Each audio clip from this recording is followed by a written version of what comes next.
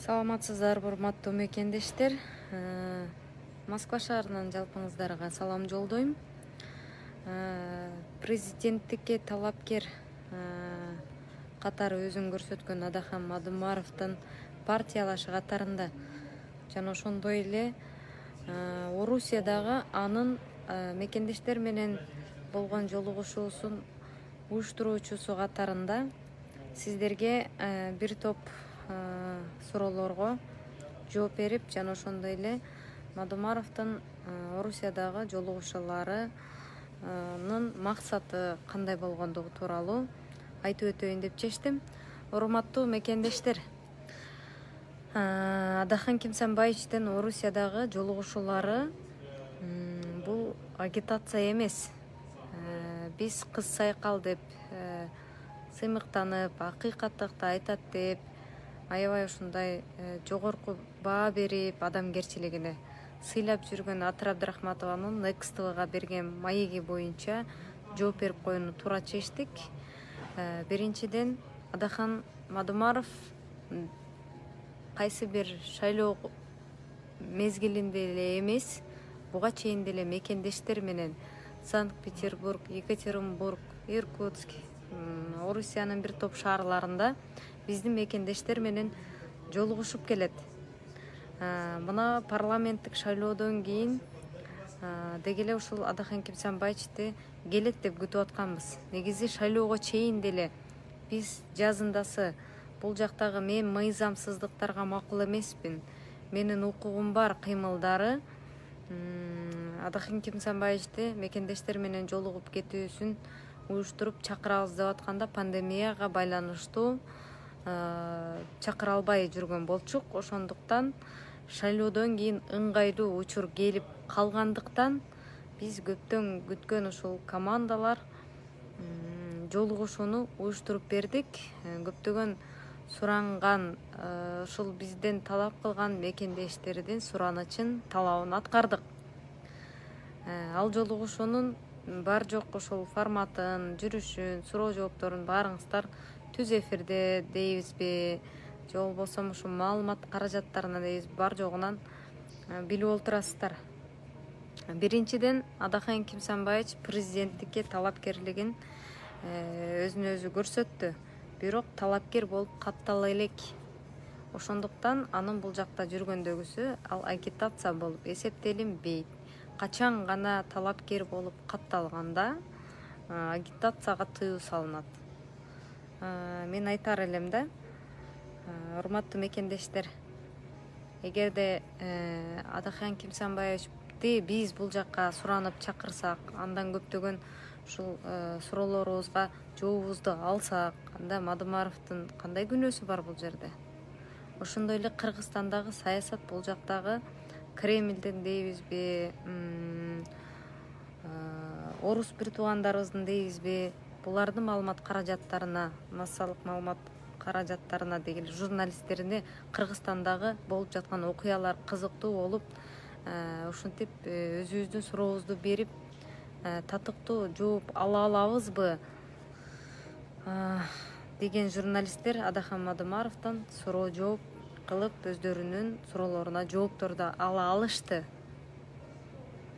Ушинтип башка чет мамлекеттеги журналисттерге жоопторду бизди уят кылбай татыктуу бере ала турган инсандардын бар экендигине сыймыктанбайлыбы?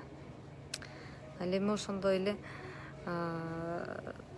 жанагы ак суу окуясы боюнча Адахан Мадумаровду күнөөлөп чыккан айрым бир кызыктай эле кишилер чыгып атат. Баягы бир окуяны айткым келип турат да. Илгери бир өткөн заманда колу жок кишиге согушка чакыруу келиптир. Анан ал колу жок киши чакырууну окуп атып, эгерде менин колум жок экендигин билип туруп, мени согушка чакырып атса, анда мамлекеттин абалы чатак экен деп жооп берген эле. Ошол сыңарындай эле Аксы окуясында болгондо дагы, мамлекеттик телеканалда болгондо дагы, экинчи улуттук телеканал деп Адахан Кимсанбаевич өзү ЛТРди ушул мамлекеттик телеканал кылып койсо дагы, ошол каналда ушул Нышанбай агабыздын каралоосун берип атса, анда азыркы убактылуубуз деп эсептеп аткан бийликтин абалы чатак экен. Аябай ушундай өкүнүчтүү абалда окшойт деп ойлоп калдым. Кичине уят сый, ар намыс деген болуш керек да бизде. Уялбайсыңарбы? Бирөөнү каралоодон мурда кичине бир аргумент, фактыларды келтирип анан каралабайсыңарбы? Каралайт десе эле карандай доону жабыштырып, оюңардан токуп чыгарып, ушундай бир кылгылыкты кыла бергенде токтотпойсуңарбы?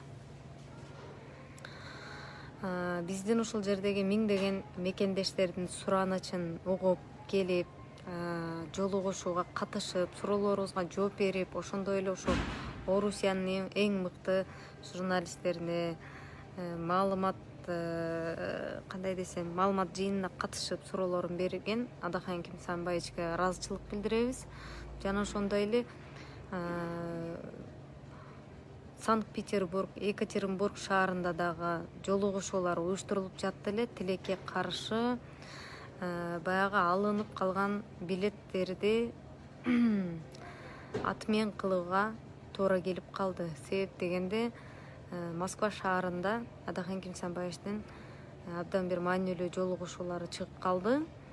Жана ошондой эле Собяниндин ушул пандемияга байланыштуу чектөөлөрү дагы себеп болду десек болот. Ошондуктан урматтуу мекендештер, Санкт-Петербург шаарындагы биздин мекендештерге, Екатеринбург шаарындагы биздин мекендештерге терең ыраазычылык билдиребиз. Кечирим сурайбыз. Москвадагы команда жана ошондой эле Адахан Мадымаров барып, керек болсо биз билеттеринен бери алып койдук элек, барып сиздер менен жолугушуп келели дедик элек. Тилекке каршы ишке ашпай калды. Урматтуу мекендештер, Мадымаров Кремлдин жанында, маңдайында интервью берип жатып, мени шайлагыла, мен президент болоюн деп атам деп жооп берген жок. Ал жерде андай суроо жооп болгон жок. Мен шайлоого силерди үгүттөгөнү келдим. Мени шайлап койгула деп айткан жок. Эгерде силер кандайдыр бир жанагы сын пикир айтам десеңер, анда азыркы убактылуу өкмөт эмне Баткен шаарына, Ош шаарына барып алып, өзүнүн фонту менен агитация кылып жатабы?